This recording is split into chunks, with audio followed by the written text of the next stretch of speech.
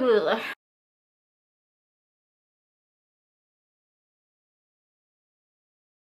Hi, it's Michelle. Welcome back to my channel. Today I am giving you the first book haul of 2021. Hopefully there are not going to be a lot of book hauls in 2021. I have definitely decreased my book buying, but she says that now, the 13th day of January, so okay. Most of these books were gifts for Christmas, so if I mention a booktuber, I will definitely leave them down in the description. Thank you so much for everyone who got me books. I really appreciate you. You're helping my habit of buying books and collecting books, so I appreciate you. The first book that I got was from my friend Rye.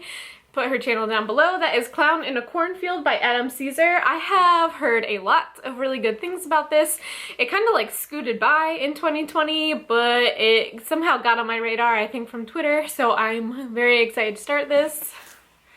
When Quinn and her father move to a tiny town with a weird clown for a mascot, they're looking for a fresh start. But ever since the town's only factory shut down, Kettle Springs has been cracked in half. Most of the town believes that the kids are to blame. After all, the juniors and seniors of Kettle Springs High are the ones who threw the party where Arthur Hill's daughter died. They're the ones who set the abandoned factory on fire and who spent all their time posting pranks on YouTube. They have no respect and no idea what it means to work hard. So there is not a lot of YA horror. I can't think of anything off the top of my head. Great booktuber. Anyway, I'm really excited for this, so thank you, Rye, so much for this. The next book is from Alana from The Awkward Book Nerd, and that is When No One Is Watching by Alyssa Cole. I am actually currently listening to this on audiobook, and it's really, really good. I know Alyssa Cole from her romance novels, so when I got wind of this one and that it was a thriller, I was intrigued, to say the least.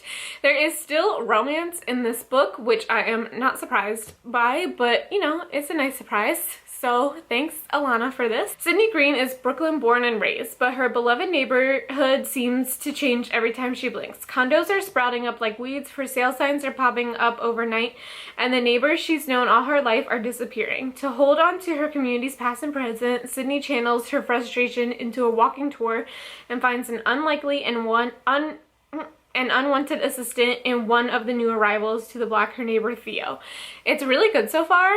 It's not anything like I thought it was going to be. Honestly, I kind of went into this blind, which is kind of how I like to go into thrillers, so I'm enjoying it so far. Thank you, Alana. The next book is from my friend Jordan for Christmas. Thanks, Jordan. This is Darius the Great Deserves Better by Adib Khorram. I have not read the first one. Chelsea from Chelsea Delling Reads gave me Darius the Great Is Not Okay, and I have not read it yet. I am definitely slacking, but I put the sequel on my wish list, and Jordan is great and got this for me. I'm not going to read the description of this one because I don't want to spoil myself for the first one, so I'm making an exception here, but thank you. The next one is from Mika August. I am brave and put this on my wish list, and she got it for me. She has not read it either, so maybe we could do a buddy read. But that was The Poppy War by R.F. Huang. I have put myself on hold for the audiobook a couple of times and have chickened out and returned it, but now that I own it, I think I'm really going to do it. So many people really, really like this, and it is probably the fantasy that I am more inclined to read, which is why I put it on my wish list. I'm so excited to own it, and I think the way I'm going to read it is audiobook, but thank you so much. The next two books are from my husband, so thanks, Castleman. I forget why he bought them for me. Reasons, I don't remember. This is Harley in the Sky by Akemi Dawn Bowman. I have talked about Akemi Dawn Bowman's debut novel Starfish on my channel a lot. I will post the Quiet YA that I featured that book in, but I'm very excited. I have not read any of her other books besides Starfish, but I just feel like I really like her writing and I really like her, and yeah. Harley Milano has dreamed of being a trapeze artist for as long as she can remember.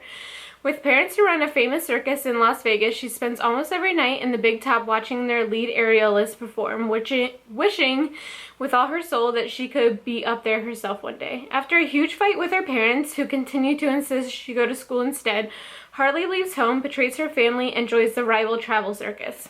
cool. That sounds really good. I'm excited. Next one, yeah, is from Castman, and that is Breathless by Jennifer Niven.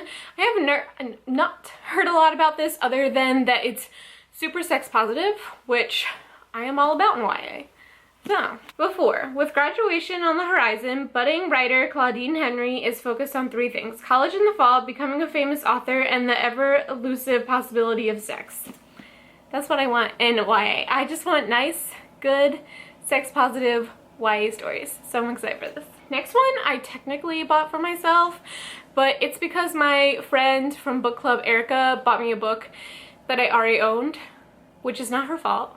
So I went back and returned that, and with that money, I got this. So thanks, Erica. It worked. And that's Happily Ever Afters by Elise Bryant. Amazon lost this, so I've ordered this like 3 times. It's crazy. But I'm super excited. I got this because of the cover. The cover looks like something I would really like, and I tried to have book club read it this year, but no one voted for it. Okay. 16-year-old Tessa Johnson has never felt like the protagonist in her own life. She's rarely seen herself reflected in the pages of the romance novels she loves. The only place she's a true leading lady is in her own writing, in the swoony love stories she shares only with Caroline, her best friend. I'm super excited for this. I really like YA romance. I don't like adult romance. Whatever. But I'm excited for this. This next one is also from Castman, and I got this for Christmas. So I don't know what the other 2 were for, but this was for Christmas. And this is How We Fly by Anna Mariano. Quidditch isn't just for wizards. I got this. I wasn't going to put this on my wish list because of J.K. Rowling, but then I saw really, really good reviews of people who had read earlier, and they were just like, it's worth it. So I'm excited for this. It's huge. This is the biggest book I have. Brooms Up. 17-year-old vegan feminist Ellen Lopez Rourke has just one muggy Houston summer left before college, and she plans to spend every moment with her 2 best friends, Zeomaya and Melissa, before they leave for opposite ends of Texas. But when Ellen is grounded for the entire summer by her sometimes evil stepmother, any best friend bonding seems hopeless. I'm really excited for this. I love a good YA contemporary, and this is what it sounds like. And feminist, lesbian feminist, vegan feminist, even better. So I'm down.